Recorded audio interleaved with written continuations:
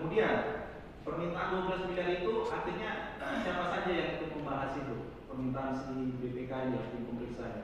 Itu kan Kementan, ya. tetapi melalui Pak Sekjen. Sementara saksi melalui Sekjen. Iya, permintaan itu. Iya, sama Pak Menteri mungkin. Diminta urunan lagi? Ah? Diminta urunan lagi? Enggak. Lalu Belum kita bahas itu. Oke, nah, belum ada kejelasan. Pada itu belum ada kejelasan. Nah, akhirnya apakah sepengetahuan saksi dipenuhi semua permintaan 12M itu? Atau hanya sebagian atau bagaimana yang saksi tahu? Enggak, kita tidak penuhi. Saya dengar tidak dipenuhi. Yang tidak dengar mungkin tidak salah sekitar 5M kurang. 5M. Ya, kurang saya dengar ya. Ya saksi. Yang saya dengar. Oke, saksi dengarnya dari siapa? Pak Hatta. Dari Pak Hatta. Ya. Yang dipenuhi 5M. Ya. Dari permintaan 12M. 12. Baik. Saksi mendengarnya itu setelah diserahkan atau bagaimana pada saat cerita Pak Hatta kepada saksi itu? Sudah selesai. Sudah selesai, hanya Saya diceritakan. nggak tahu proses penyerahannya kapan, dari mana uang. Oke. Ditagih tidak kekurangannya kan? Diminta 12M itu. Jadi tagih terus. Ditagih. Saksi Ya. tahunya ditagih dari siapa? Dari Victor. Victor. Ya. Oh masih menghubungi lagi ya? Ya, tolong sampaikan. Victor menghubungi saksi Ya, untuk disampaikan ke pimpinan. ke pimpinan. Ya.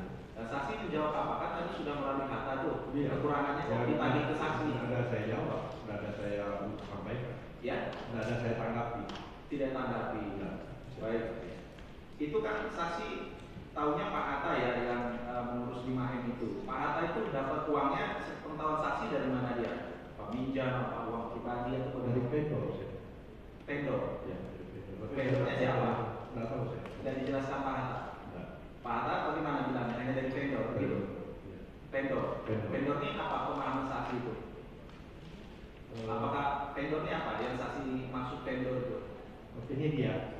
Yang melaksanakan pekerjaan di Kementan. Ya. Oke.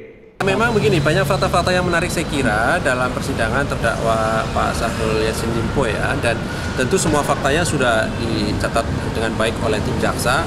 Tadi juga kami sempat diskusi terkait ini dengan tim jaksa. Sekali lagi nanti pengembangan lebih jauhnya adalah ketika proses-proses persidangan selesai secara utuh sehingga konfirmasi dari saksi-saksi lain menjadi sebuah fakta hukum gitu ya. Kemarin Pak Asep juga sudah sampaikan secara teknis tim jaksa tentu berikutnya akan menyusun laporan persidangan ataupun laporan penuntutan gitu ya, secara berjenjang gitu ya, laporan perkembangan penuntutan. Itulah sebagai dasar nanti pengembangan perkara yang fakta-faktanya muncul dalam proses persidangan.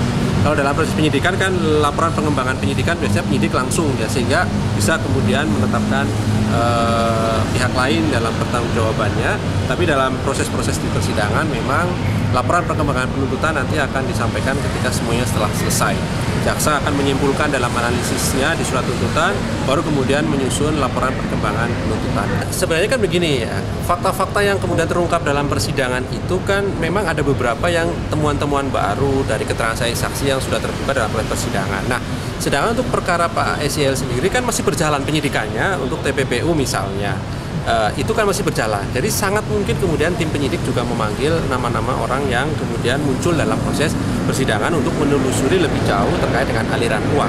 Begitu Mas Mario. Jadi ditunggu nanti memang ketika ada proses baik penyidikan TPPU maupun nanti persidangan, penyidikan tentu oleh penyidik memanggil siapapun yang sudah disebutkan dalam persidangan, jaksa nanti mengkonfirmasi kembali dalam proses persidangan ya dilakukan. Gitu.